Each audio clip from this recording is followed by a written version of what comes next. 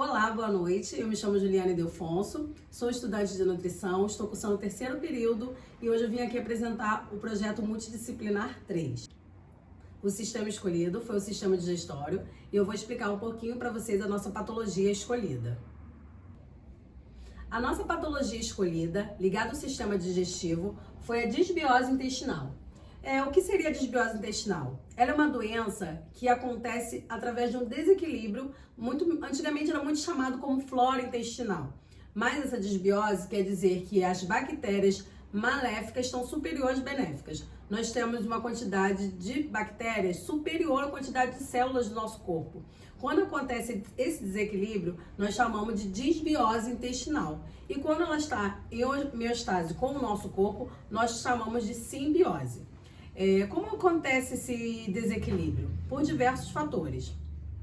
Na prática da nutrição clínica, a maioria dos pacientes chegam nos consultórios acima de 60% a 70% com algum desses sintomas que são muito comuns a pessoas que têm a disbiose intestinal.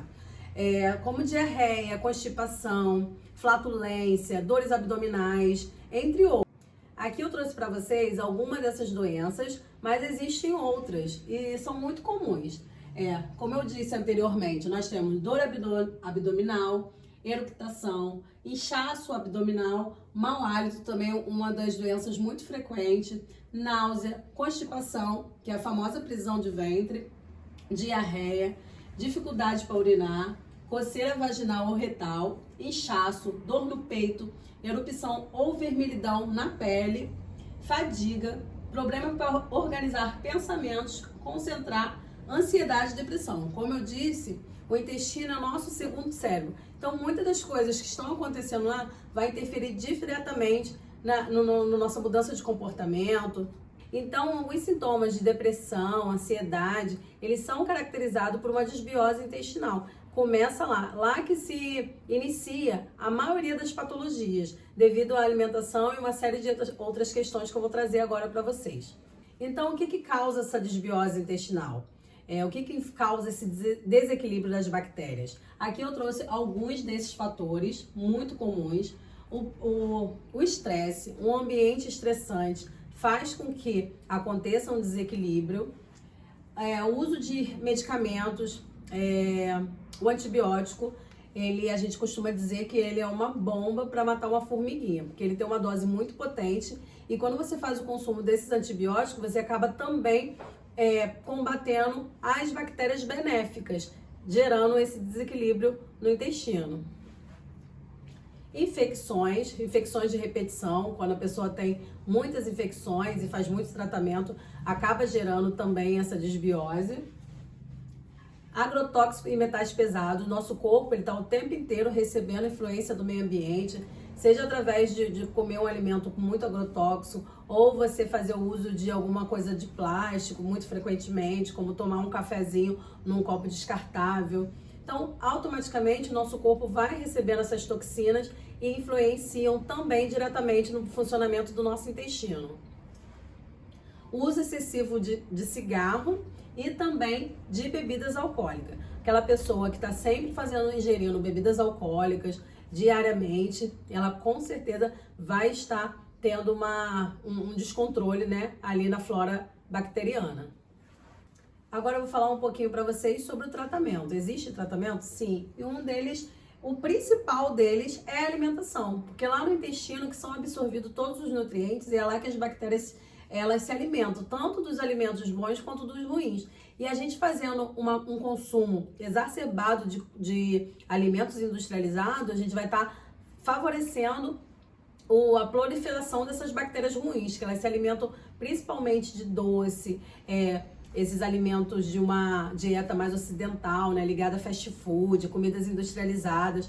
Então, para a gente tentar manter esse ambiente bacteriano e homeostase, é necessário que a gente tenha um consumo de mais in natura possível, de frutas, verduras, legumes, de preferência in natura.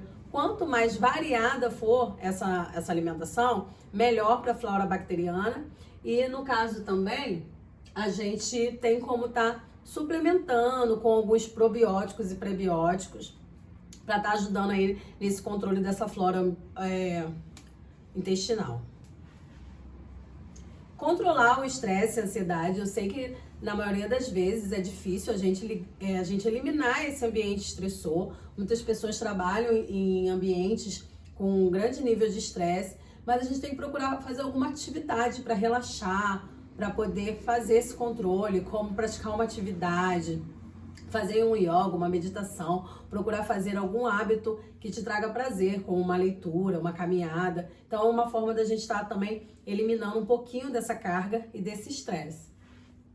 Medicamentos, automaticamente você fazendo uma alimentação voltada mais para a alimentação saudável e natural, você vai ter uma redução nos medicamentos, porque o medicamento ele tá ali, né, para remediar, como o nome já diz, remédio é para remediar, não é para curar. Então, se a gente quer ter uma cura, se a gente procura a prevenção, a gente tem que estar fazendo uma reeducação alimentar, dando prioridades a alimentos naturais, e então você vai conseguir eliminar um pouco desses medicamentos.